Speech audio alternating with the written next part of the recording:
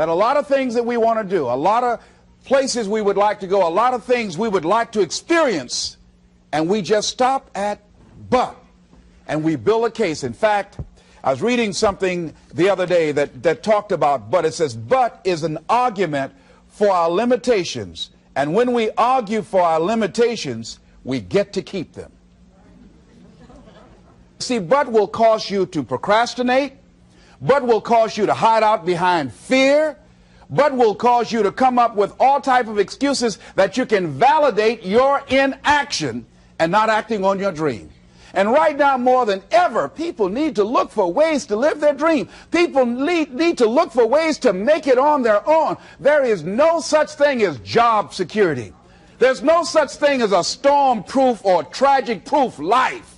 There are no guarantees today, ladies and gentlemen. The illusion is gone. There was a time when we graduated from high school, you were told, go to college and get out, and you go and work for a corporation for 30 or 40 years. They'll give you a gold watch and you'll retire. Special announcement, that day is gone. That day is gone, never to return again. So instead of people living in fear, feeling stressed out, feeling powerless, feeling like victims, I think it should be a time that we need to begin to look at ways that we can become an active force in our own lives. Look at ways when we can decide to take charge of our own destiny. Look at ways when we can decide to design a life of substance and begin to truly live our dreams. And it's time for people to decide, I'm ready to get on with my life. Shake somebody's hand on your right and left. A guy named Bob May said this, don't let nobody turn you around. Do that right quick. Now, you know, a lot of people say, I'm going to live my life one day when things get right, when I get all my bills paid, when I get my feet on the ground. I say, what have you been walking on? See, there are no problem-free moments. A guy named Dimples had a record one time called, If It Ain't One Thing, It's Another. And I say, if it ain't one thing, it's 12 others. Always something there to build a case on why you can't move on, why you can't grow to the next level, why you can't begin to manifest your greatness, why you can't begin to live life on your terms. Always something there to block you, to keep you where you are, and keep you from beginning to develop your true greatness. Always some fear. How do we handle it? And I'm saying that if you've been hiding out behind but, if you've been using the fact that you don't have enough money or you don't have the education, take it head on. Go get the education. I was saying to a guy the other day who was saying, I said, how old are you? He says, 47 years old. I said, your sister tell me that you can't read. He said, that's right. I said, why? Well, you know, I didn't go to school. I said, excuse me, how old are you? I'm 47. 47? Yes. And you can't read or write? Yes. Have you ever heard of adult school, adult education? Have you decided that you should learn how to read to begin to expand your world? Why are you using that as a racket? Why don't you decide now that you're going to expand your world, that if other people can learn, you could learn too? Well, it's hard for me. Have you been and sat in a class yet? Have you signed up yet? No, I haven't. See, a lot of people say no, ladies and gentlemen, to things, and they don't even know what they're saying no to. They haven't even challenged themselves. He hasn't even gone to sit into a class and say, teach me how to read. Instead, it's been easier for him to go through life, he thinks, trying to play a whole con game, pretending he knows how to do something that he doesn't know how to do. And you know what? Most of us go through life like that. Most of us go through life pretending that we're satisfied where we are, pretending that everything is okay, pretending that we don't have any special goals or ambitions or desires, when really deep down inside we do really want more. But if you look at our behavior, if you judge based upon what we do, that really will tell you some true stories about people, because you have to judge a tree by the fruit it bears, not the fruit that it talks about. See, a lot of people pretend that they want more out of life, but all you have to do is watch their actions. That will tell you something. So I used to pretend that I wanted to lose weight, but how could you tell I was pretending? Watch me when I have a piece of sweet potato pie. Let me get within walking distance of some peanuts, some potato chips. See, I was pretending that I really wanted to lose weight. No, all you do is watch what I eat. I tell you what I'm seriously committed to. People tell you, oh yeah, one day I want to have a restaurant. See, they're pretending they want to go into business for themselves. They're not serious. How can you tell, Les? Watch their actions. Watch what they're doing. The proof is in the pudding. So if you want to do something, if you thought about something you want to do, take it head on. Decide that you're going to start looking at it, start doing research on it, start tackling it. Start becoming involved in whatever and wherever it might lead you to begin to explore the possibilities in that particular thing that you're seeking so that you can begin to learn all you can about it. Decide that you're going to face it, that whatever shortcomings you have, that you're going to strengthen yourself there. Whatever training that's required, that you're going to go get that training, that you're going to get started right now. And George Washington Carver would say, do what you can where you are with what you have and never be satisfied. S.B. Fuller used to say, and you heard Joe Dudley talk about, always strive to be more than that which you are. Yeah, don't get satisfied with yourself. Always know that wherever you are, you can enjoy more, that you deserve more. But most people, you know what they do?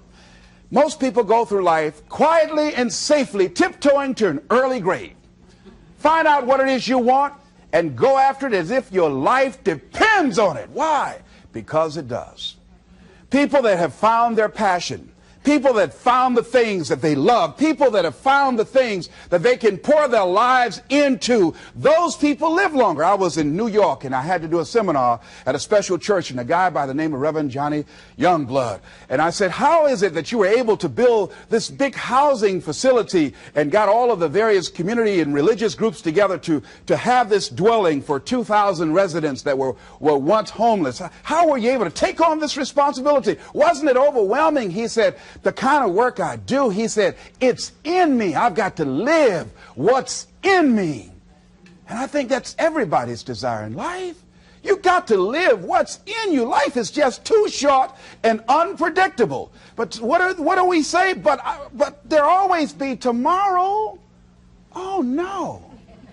There's no guarantees you're going to show up tomorrow. There are a lot of people who were here yesterday that they're not here today. There are a lot of opportunities that were around yesterday. They're not here today. Oh, you can wait, but you know what Abraham Lincoln said? Well, good things might come to those who wait, but only the things that have been left over by those who hustle. So who want to go through life picking up leftovers? You deserve much more than that. The leftovers is somebody's left you. So take it head on, begin to explore it. Here's something else. Decide to do it now. Decide whatever you want to do, that you are now going to become actively involved right now, exploring the possibilities for you. That you're going to look at it and do just a little bit of it right now. When I decided to become a speaker, I didn't just quit my job and just ran out and say, I'm a motivational speaker. No. What I did was I decided to start looking at other people that were involved in the speaking profession. I volunteered to work with some speakers so that I could learn. Whatever you want to do, get your feet wet. Gain some experience doing some volunteer work in the area and find out whether or not this thing you want to do will fit for you. A friend of mine told me he wanted to have a restaurant. I said, have you ever operated a restaurant before? He said, no. I said, well, really, you don't even know if you want one. I said, what's your expertise? What do you bring to the table? He said, I can cook real good. I said, but what about the management side? What about the business part of the restaurant? You're not going to be cooking all the time. Somebody's got to receive the money. Who's going to manage the personnel? He said, you got it right. You got a point there. So this guy got a job in a restaurant in the evening time on a part-time basis. After doing that for a while, he said, you know what? I think I just want to be a chef. He said, after working there, people didn't show up to work. He said, it's hard to find the help. People weren't responsible. The headaches, the guests were just giving him problems day in and day out. They weren't ever satisfied. He said, no, I just think I'll stick to cooking. See, you got to find out what fits for you. Because you might decide that after you go up in there and examine it and experience it and get some experience under your belt on it, well, you say, this is really not what I want. This does not fit for me. So decide that you're going to do that. Now, John H. Johnson said something that's very important. He said, there's no defense against an excellence that meets a pressing public need.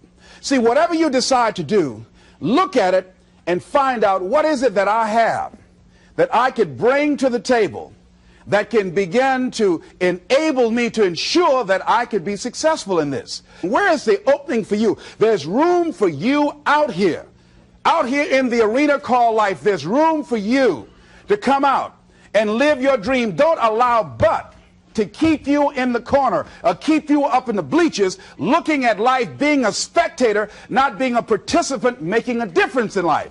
I believe that all of us came here with something. All of us showed up to give something, and that nobody's going to give that service that you have to give. No one's going to produce your product. No one's going to write your book. No one's going to open your academy. No one's going to begin to create your daycare with a special curriculum to help to cultivate the high self-esteem in our children. That's your idea. And if you don't bring your idea out here, when you die, all of us will suffer because we've been deprived of your genius, because you allowed but to keep you in the bleachers and not pursuing your greatness. You take it to your grave with you. And that's what most people do. I think that's why the guy said that many people die at age 21 and don't get buried until they're 65. They're walking dead. You can tell them by the way they walk. How they look in the face when they speak to you. I was giving a speech at this high school, and a lady came after school. She said, "Mr. Brown, I want to talk to you about my son." I said, "What is it?" She said, "He's not motivated." I said, "I wonder why." You got to have energy, ladies and gentlemen. You got to have life. If you're excited about what you're doing, even in the area of selling, you know, people don't buy because of logical reasoning. People buy because of your way of feeling. People don't like to be around dead people. No, let the dead bury the dead. No, keep them away from you before they grab you and want to hold on to you or something. So the fact that whatever you do, you want to be excited about it. You want to have the kind of excitement that is so contagious that people want to be around you. Because whatever you're doing, whatever you talk to people about, this particular idea that you have, they're looking at you and they want to know, do you believe it? And are you the kind of person they want to be in business with? And if you're not positive, if you're not energetic, if you're not fired up about it, how can you expect anybody else to be fired up about your idea? Am I right? All right, repeat out to me, please. I'm going to be fired up about my dream. I'm going to go at it with everything I got. Shake somebody's hand on your right and left and say, "You got what it takes." There are a lot of people who say, "But I tried once or twice and it didn't work out." And so they use that as an excuse not to ever come out again. Guy said, if at first you don't succeed, you're running about average. So if you have come out here with an idea and it didn't work out 2 or 3 times, well, that's all right. You're running about average. You know, I heard something, a jarring question. It says, why is it that people prefer known hells to unknown heavens? You know why? Because it's comfortable, ladies and gentlemen. I remember I was in a service once, and I heard Dr. Johnny Coleman give this example. She talked about a man who had been captured behind the enemy lines in a war and was sentenced to be killed or another option. The captain said to the guy, "Listen," he said, "tomorrow morning at 6 o'clock you can face the firing squad, or you can go out this door over here." And the guy said, "What's out the door?" He said, "No one knows. All we can tell you is just unknown horrors." He thought, and the next morning he selected the firing squad. After the shots rang out, the captain's secretary said, "What's beyond that door?" And he said, "Freedom." But very few people would select to do it because it's unknown. See, a lot of people never live their dreams. A lot of people never do the things they want to do. A lot of people stay on jobs where they're miserable. I read an article called, "Is Your Job Making You Sick?" A lot of people, some of y'all know about that already here. So go on and say amen. It's all right. And one lady told me, she said, Les, when I used to go to work, she said, when I stepped in the door, it felt like a refrigerator dropped on my shoulders. How many of y'all understand that kind of feeling? They were miserable, just hated to go after 60 minutes on Sunday afternoon. Or come Monday morning, my head used to throb. I just couldn't take it. Didn't want to go sometimes just for the heck of it. I just drive on by. Whew, I used to hate to go to work. Many of us choose an active living death. Many of us are walking dead. The walking dead. That we're not doing what we want to do. Many of us stay in relationships where we're dying together rather than growing and expanding and living together. We're miserable, but because we don't have the courage to see ourselves beyond that relationship that has turned toxic, we go through life living dead people. And you can always tell couples that have been together for a little while. Go in a restaurant, the ones sitting side by side, giggling and talking to each other, feeding each other with their fork and spoon, they just got together for 1 week. You see them in the car, they're sitting all up each other, hugging and stuff. Oh, they've been together about 3 days, all right? But if you see people in the restaurant, see a couple, and they're sitting in front of each other. Takes so long for this food, I wonder when they're going to hurry up. Those are the married ones. Oh, but what if I know people have been married for years, living in 2 separate rooms, sleeping in 2 separate beds? Well, it's cheaper to keep it. Not necessarily. It's according to the price you want to pay. See, the price of peace of mind, the price of living the truth, of being honest with yourself and say, wait a minute, it's got to be more than this. So you've got to decide, wait. Even if things don't work out, even if I experience defeat or failure, that does not make me a failure. It's a difference between failing and being a failure.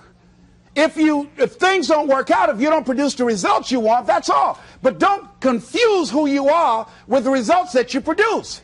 I used to be a state legislator in Columbus, Ohio.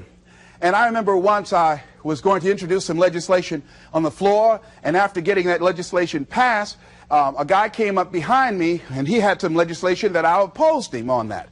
And I was about to stand up to debate this guy, and the guy next to me said, excuse me, don't debate that guy. Why? Do you know who that is? I said, no. That's Will Kosky from Toledo. That's a bad dude. He's a lawyer, Les. That man can debate. I don't care. I'm Les Brown, maybe Brown's boy.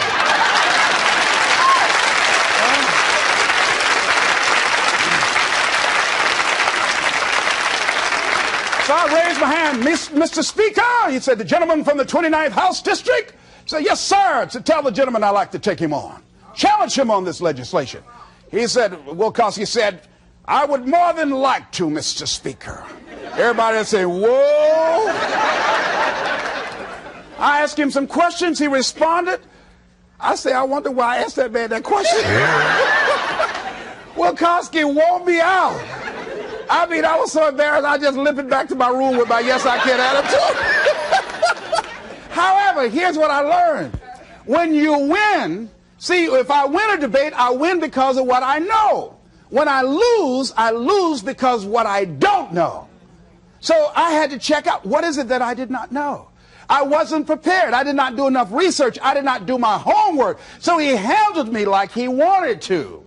So I came back again. I waited on some other legislation, did my homework, but he was more than able to take me out again.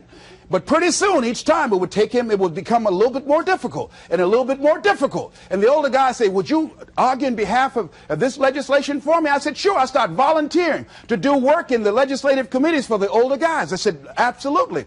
And the more I did it, the better I became. And then people began to start respecting me. And when I would ask and say, Mr. Speaker, I'd like to speak on that bill, some guys' lips start trembling and stuff, like Jimmy. I don't know. Wait a minute. Is there anything wrong? Do we have a problem?